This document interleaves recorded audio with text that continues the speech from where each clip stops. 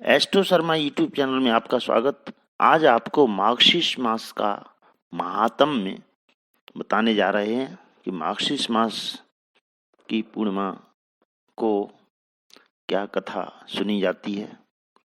त्रेता युग में एक धर्मात्मा राजा दशरथ हुए। अयोध्या उनकी राजधानी थी। एक बार शिकार खेलने को गए। वहां उनका शब्दवेदी बाण एक ऋषि पुत्र के जा लगा, जो सरयू नदी में से अंधे माता पिता के लिए जल लेने आया था। नाम उसका श्रवण कुमार। मृत्यु से पूर्व राजा से श्रवण कुमार ने अपने माता पिता को पानी पिला देने की प्रार्थना की और फिर वो मृत्यु को प्राप्त हो गया। जब राजा पानी पिलाने पहुंचे तो अंधे माता पिता ने अपने पुत्र के न आने का कारण पूछा।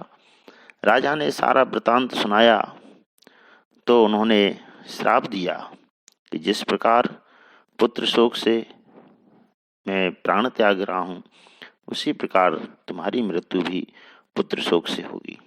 राजा दशरथ ने जब अपने पुत्र राम को वनवास दिया, उसके पश्चात उनके प्राण व्याकुल हो गए और उन्हें भी प्राण त्यागने पड़े। इस प्रकार से ये कथा संक्षेप में है।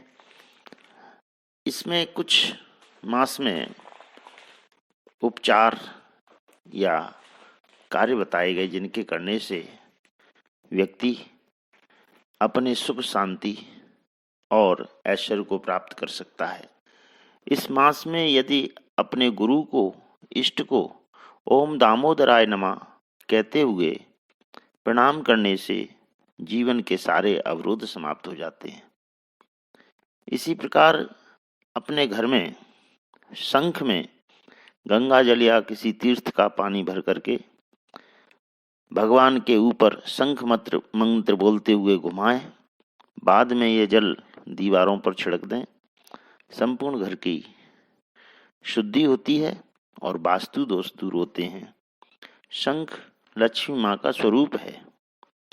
इसी प्रकार अगहन मास को मार्गशीर्ष कहने के पीछे भी तर्क है कि इन्हीं स्वरूपों में से एक मार्गशीर्ष भी श्री कृष्ण का रूप है। पूर्णिमा को चंद्रमा की पूजा करते हैं। इस पूर्णिमा को ही दत्तात्रेय की जयंती मनाते हैं।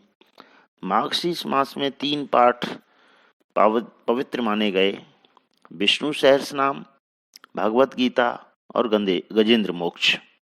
इनके पढ़ने या पाठ करने से सुख शांति धन ऐश्वर्य प्राप्त होता है। कश्यप ऋषि ने सुंदर